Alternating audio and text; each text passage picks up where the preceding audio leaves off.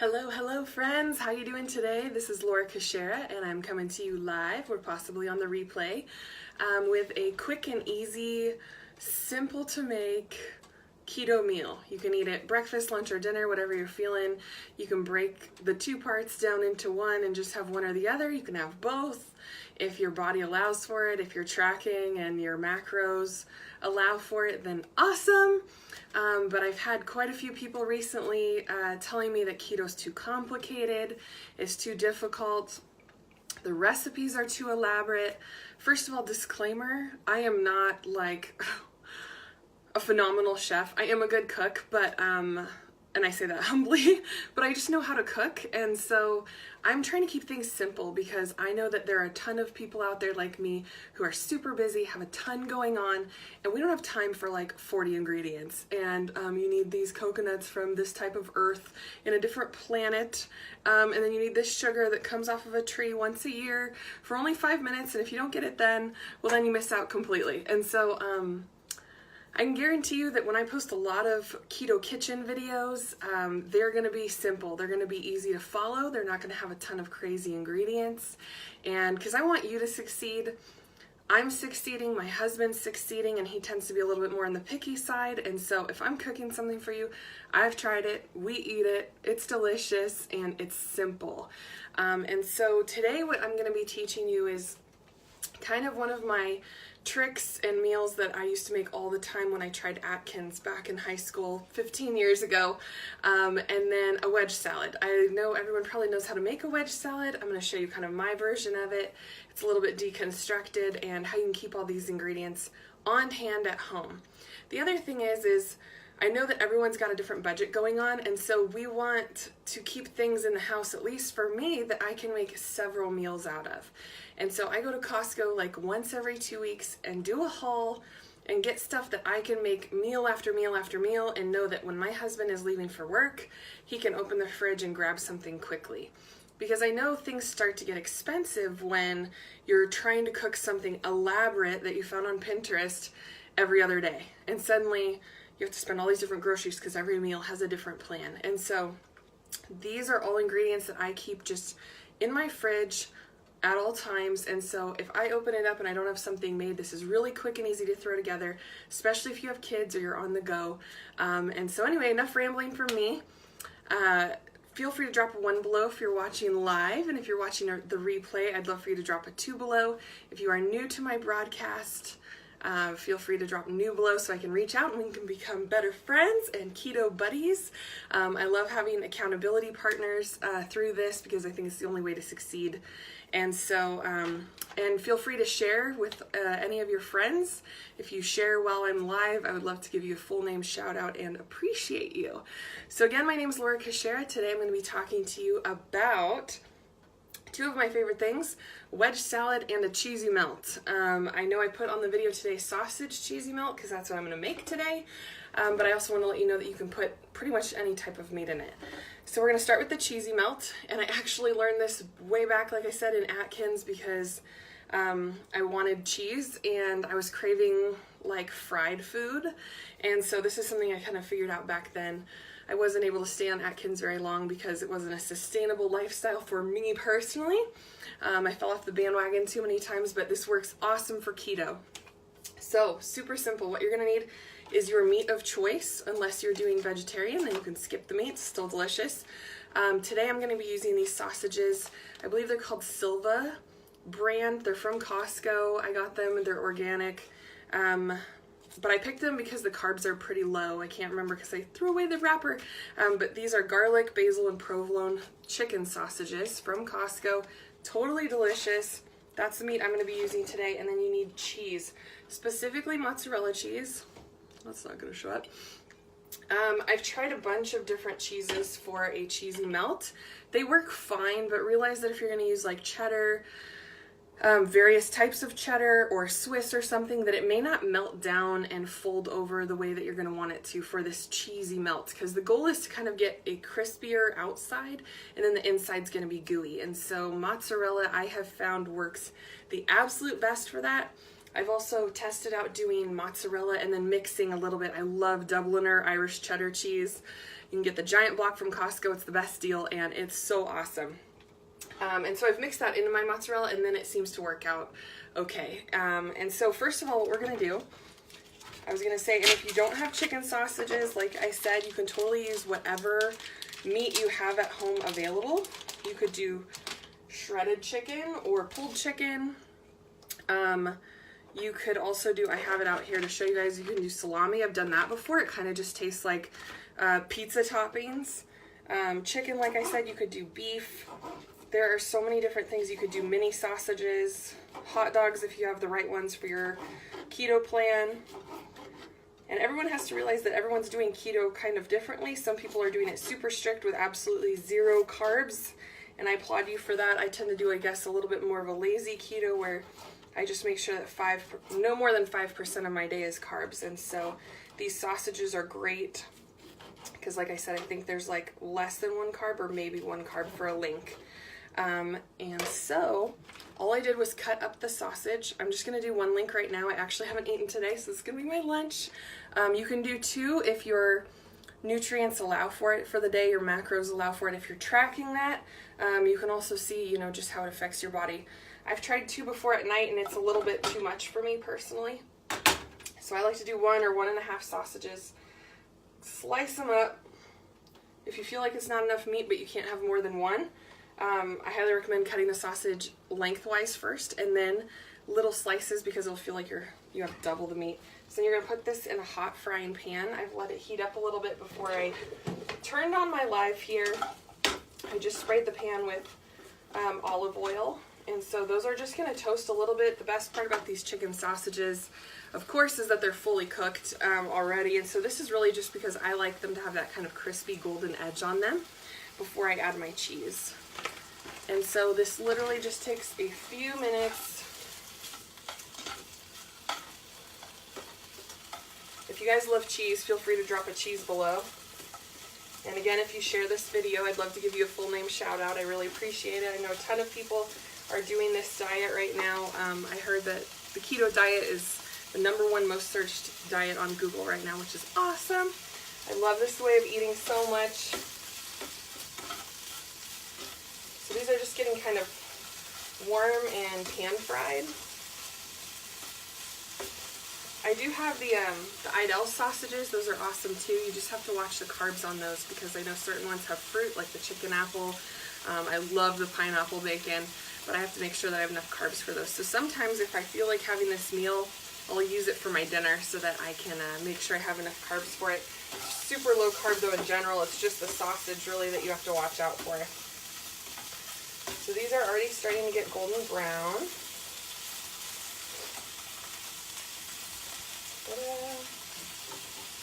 So I can kind of show you guys what they look like. And you can get them as crispy as you want. I like them a little bit on the crispier side, but for the sake of not making you just sit here and watch me ramble on and on and on, they're really good right now.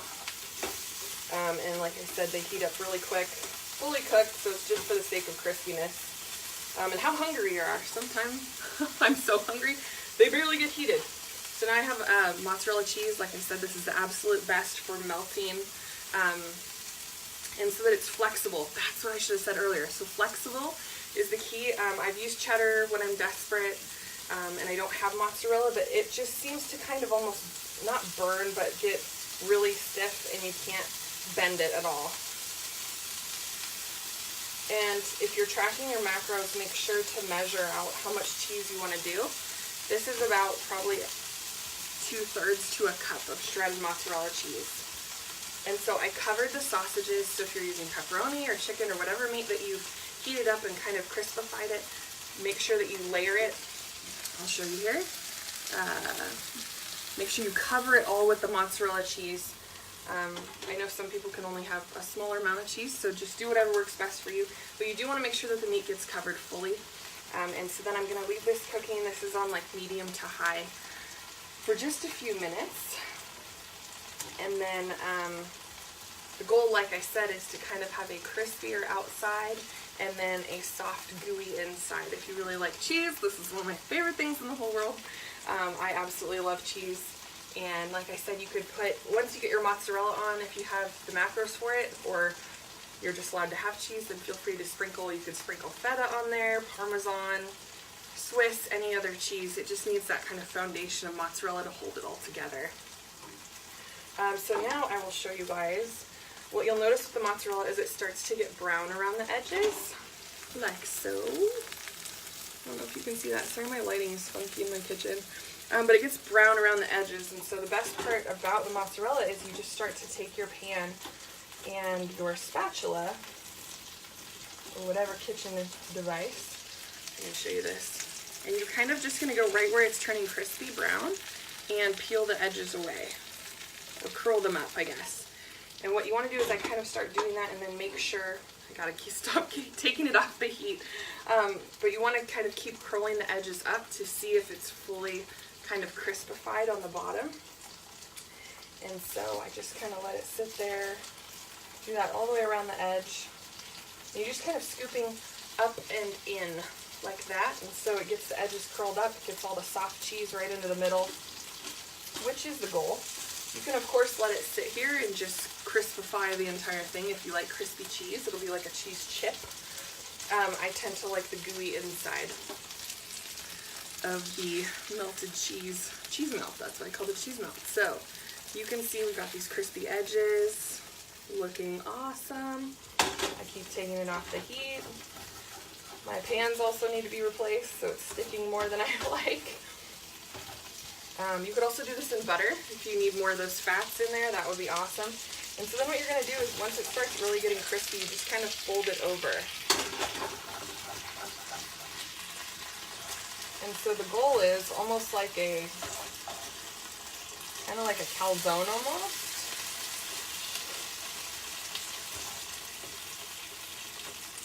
You're going to get this crispy outside. It's still melting in the center here. But you can kind of see the crispiness right here, and so it's almost going to be like a pocket, like a pizza pocket or a calzone or something like that, and so you're going to have a crispier outside. And so then I'm going to leave it on the heat for a few because I need to let it sit there. While that's doing that, I just want to quickly talk about the salad that I make. I either eat this totally plain or with this if I have the space for it or I need more food. And so who loves wedge salads? If you do, feel free to drop bacon below in the comments. I absolutely am a wedge salad freak.